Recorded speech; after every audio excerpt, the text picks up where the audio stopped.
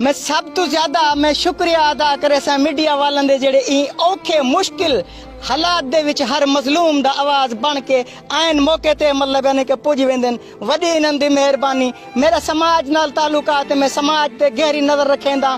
कल तो मैं देखदा बैठा कि एसी साहब मेरे को नजर आउंदे पेन, अज भी बैठे शे मालूम था कि इंदी दिल विच एहसास एसी साहब दे जिन्हां दा फर्ज बनदा जिन्हां सियासी हुक्मरानां दा फर्ज बनदा ओ एसियां दे मजे चखदे पेन। असां जे लाशां दरहां विच गुम लग्या पेन। हुक्मरानों ये पाकिस्तान कहना चलसी सियासी लोगों कोई मजलूमों के लिए सहारा बनो।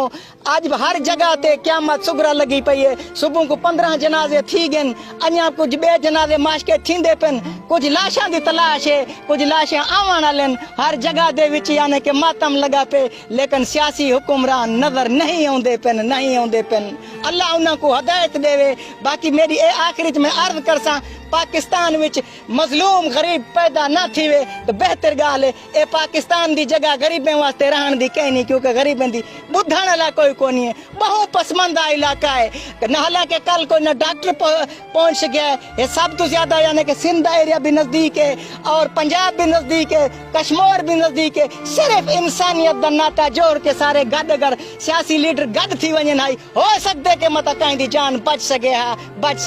सिर्फ मैं ऐसी साहब को सलूट भी मारूंगा और सलाम भी करूंगा। सादकाबाद ये एरिया भी मतलब यानी कि पंजाब का है, तहसील सादकाबाद, थाना माचका, गुल मोहम्मद ऐसी साहब मुझे नजर आ रहा है अमले के साथ। उसके दिल में एहसास है, मैं उसको सलाम करता हूं। बाकी मुझे मीडिया वाले भाई और कोई नजर नहीं आ रहा है।